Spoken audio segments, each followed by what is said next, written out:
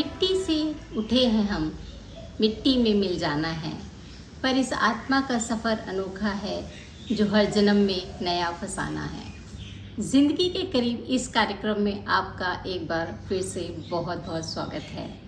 आज हम ऐसे विषय पर चर्चा करने की कोशिश करेंगे जो सदियों से मनुष्य की हृदय और मस्तिष्क को झकझोरता रहा है। जी हाँ, पुनर्जन्म। आज हम इसी रहस्यमयी सत्य को जानने की कोशिश करेंगे। क्या सच में आत्मा जन्मों जन्मों तक अपना सफ़र जारी रखती है? क्या हर जीवन एक अपना अधूरा अध्याय पूरा करने इस धरती पर आता है? कहते हैं कि जीवन केवल जन्म और मृत्यु के बीच की यात्रा का सफ़र नहीं है। यह आत्मा की अंतहीन यात्रा है जो कि चलती रहती है। एक जन्म अधूरा छूटे तो आत्मा पुनर्जन्म लेती है ताकि छूटी हुई अधूरी कहानी पूरी हो सके। कभी आंसू, कभी मुस्कान, कभी बिछड़न, कभी मिलने का सामान। हर जन्म में एक नई पटकथा है और ये है रूह का अनजान गान। तो आइए स्वामी सद आत्मानंद जी का स्वागत करने के साथ साथ इस विषय के गूढ़ द्वार खोलने की कोशिश करते हैं। आस्था के प्रकाश और अनुभव की गहराई में उतरकर पुनर्जन्म की सच्चाई को जानने की कोशिश करते हैं।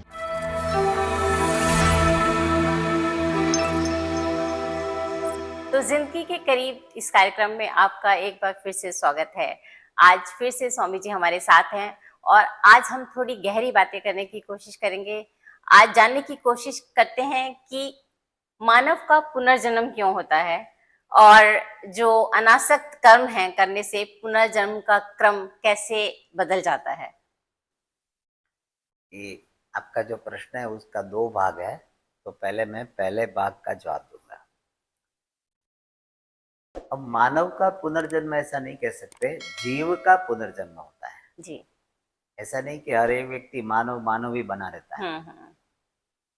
हमारे शास्त्र में कहा गया है कि मानव है पशु भी बन सकता है अगले जन्म में, मानव है अगले जन्म में देव भी बन सकता है। और ये जो आज जो पशु है वो नेक्स्ट जन्म में मानव भी बन सकता है। तो हम मानव का पुनर्जन्म नहीं कहेंगे, जीव का पुनर्जन्म होता है। कॉमन फैक्टर इज जीवा। तो जीव है वो मानव बनता है, पशु बनता है, देवता बनता है, तभी जीवात्मा बोलते हैं। हाँ, इसको जीवात्मा बोलते हैं जी। हाँ, मानव है वो पर्वत नहीं बनता है। हाँ, पर्वत का देवता बन सकता है, पर्वत के भी देवता होते हैं। हाँ। लेकिन पर्वत नहीं बनेगा। ओके।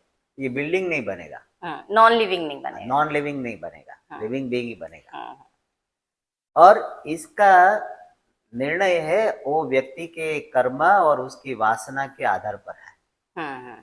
लेकिन आपका पहला प्रश्न है कि जीव का पुनर्जन्म होता है, उसके लिए क्या प्रमाण है? मुख्य प्रमाण तो शास्त्र ही है, लेकिन हमारे पास सब सपोर्टिव लॉजिक है कि देखो, एक ही माता के गर्भ से ट्विंस उत्पन्न होता है और एक ही घर में दोनों पलते हैं जी। लेकिन आपने सुना होगा कि दोनों के संस्कार अलग है, दोनों का जीवन अलग है, दोनों की रुचि अलग है और दोनों का हेल्थ कंडीशन सब अलग है जी। तो ऐसे कैसे संभव हो सकता है? तो उसके लिए हमको मानना ही पड़ेगा कि व्यक्ति के जीवन में उसका कुछ पहले का बैकग्राउंड होना चाहिए। एक व्यक्ति को ये संगीत में रुचि है और एक व्यक्ति को है वो डांस में ही रुचि है और वो भी वेस्टर्न डांस में रुचि है। ऐसा कैसे हो सकता है? और आपने कभी चाइल्ड प्रोडिजी के बारे में भी देखा होगा कि वो बचपन से ही 3 साल 2 साल में ही वो तबला बजाते हैं। और हमारे जैसे लोग 25 साल 50 साल की उम्र में भी कुछ नहीं सीख पाते। तो वो सीख कर ही आए हैं। तो इसका मतलब है कि उसका कोई बैकग्राउंड होना चाहिए। दूसरा इतना ही नहीं, एक व्यक्ति जब बच्चा पैदा होता है तो बहुत स्वस्थ है और दूसरा पैदा होता है तो कंजेनिटल डिसीज होता है ना, जन्मजात रोग होता है। तो उसको हम कैसे समझाएंगे जी? वो बच्चे ने तो कुछ किया नहीं अभी तक, पुण्य नहीं किया, पाप नहीं किया, और माँ भी सेम तो है, माँ भी सेम है, तो कैसे ऐसा हो सकता है जी? तो उसका जवाब हमको तभी मिलेगा जब हम पुनर्जन्म को मानेंगे। पुनर्जन्म को नहीं मानेंगे तो ये सब हमारे लिए क्वेश्चन मार्क ही रहेंगे। इसलिए हमको पुनर्जन्म मानने के लिए कारण है। मुख्य प्रमाण तो शास्त्र है, लेकिन उसको समझाने के लिए जो शास्त्र कह रहा है वो तर्क संगत है, वो बताने के लिए हमारे पास ये रीजनिंग है जी। और व्यक्ति मानता है तो जीवन में उसको थोड़ा संतोष रहेगा, व्यक्ति के जीवन में शांति रहेगी, नहीं तो फरियाद बनी रहेगी, why I am born to such parents who were careless. तो उस पे कहते थे कि भाई हमारा थोड़ा कर्म था, उनका भी कर्म था। तो कम से कम थोड़ा तसल्ली, थोड़ा आपको ये आश्वासन रहेगा। तो इसलिए पुनर्जन्म के लिए प्रमाण है, पुनर्जन्म मानने के लिए तर्क है। तो पुनर्जन्म मानने से आपके जीवन में थोड़ा आश्वासन बना रहता है जी।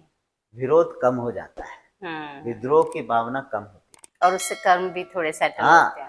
ये देखो, ये जो कर्म की थियरी है ना, वो व्यक्ति को फैटलिस्ट नहीं बनाता है। कर्म की थियरी आपको और रिस्पॉन्सिबल बनाते हैं, क्योंकि कर्म की थियरी कहती है कि आपका जो वर्तमान है वो आपके भूतकाल के कर्मों के कारण है, और आपका भविष्य है वो आपके वर्तमान के कर्म के कारण है। इसलिए you take the responsibility of your life.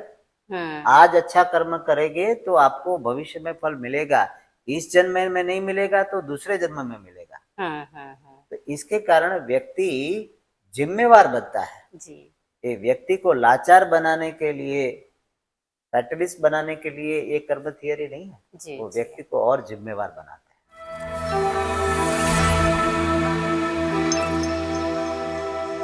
तो ये जो जन्म मरण का जो कर्म का चक्कर है, उससे कैसे बाहर निकलेंगे? जन्म मरण का चक्र तभी बाहर निकल सकते हैं जब हमारा पुण्य पाप का अकाउंट खत्म हो जाए।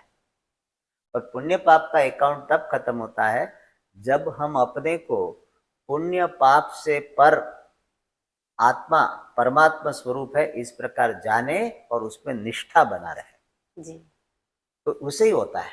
उसके लिए अनासक्त भाव से कर्म करने से हम वो ज्ञान के लिए तैयार हो जाता है। अनासक्त कर्म है वो स्वयं साधन नहीं है, लेकिन वो अनासक्त कर्म वो ज्ञान प्राप्ति के लिए एक प्रिपरेटरी, तैयार करने का साधन बनता है। अनासक्त भाव से क्या मतलब है आपका? अनासक्त भाव का मतलब है कि हम कर्म करें, लेकिन कर्म का यही फल आना चाहिए, ये ऐसा आग्रह मत रखें।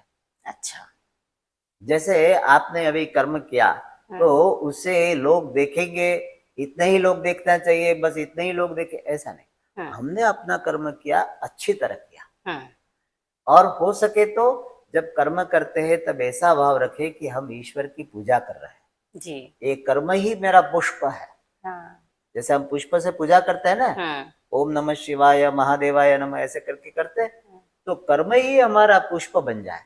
प्रत्येक कर्म भगवान की पूजा का एक साधन बन जाए, तो फिर क्या होता है कि कर्म के फल के प्रति हमारा आग्रह नहीं होता है, प्रतिक्रिया नहीं होती है, पूर्ण समर्पण होना चाहिए। तो ये पूर्ण समर्पण होने से जीवन में शांति रहती है जी। और जो शांति है जहाँ जीवन में, वही व्यक्ति ये ज्ञान प्राप्त कर सकता है कि मैं पुण्य और पाप से पर परमात्मा स्वरूप, और वो परमात्मा स्वरूप का ज्ञान और उसमें निष्ठा होने से व्यक्ति जन्म मरण के चक्र से मुक्त हो जाता है। Thank you.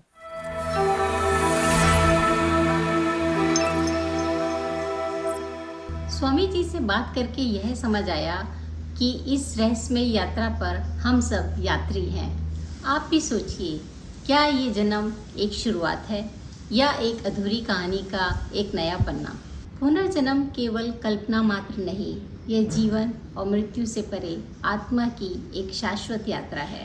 हर जन्म एक अवसर है अधूरे काम पूरे करने का, कुछ सीखने का और आगे की यात्रा जारी रखने का। जिंदगी हर जन्म में कुछ कहती है, हर मृत्यु हमें कुछ सिखाती है। आत्मा का कारवां कभी रुकता नहीं, बस मंजिलें बदल जाती हैं। हम इस जीवन को कैसे जीते हैं, बस इसी से यह निश्चित किया जाता है कि हमारी आत्मा का अगला अध्याय क्या होगा। इसीलिए सही कर्म, सच्चा प्रेम और गहरी करुणा हमारे अगले जन्म की सबसे बड़ी पूंजी है। जल्दी ही फिर से मिलेंगे एक नए विषय के साथ, एक नई गहराई के साथ, और ज़िंदगी को थोड़ा और करीब से जानने की कोशिश करेंगे। तब तक के लिए मैं आपको इस विचार के साथ मंथन करने के लिए छोड़ती हूँ। कमेंट करके हमें ये ज़रूर बताइए कि आपकी पुनर्जन्म के बारे में क्या राय है, इस आत्मा की यात्रा के बारे में आप क्या सोचते हैं। तब तक आप अपना और अपने परिवार का ध्यान रखिए। पूरी दुनिया के लिए आप भले ही एक व्यक्ति हों, लेकिन उस परिवार के लिए आप पूरी दुनिया हैं। और जब तक हम फिर एक नए एपिसोड में आपसे मिलें, तब तक जीवन के हर पल को सार्थक बनाइए।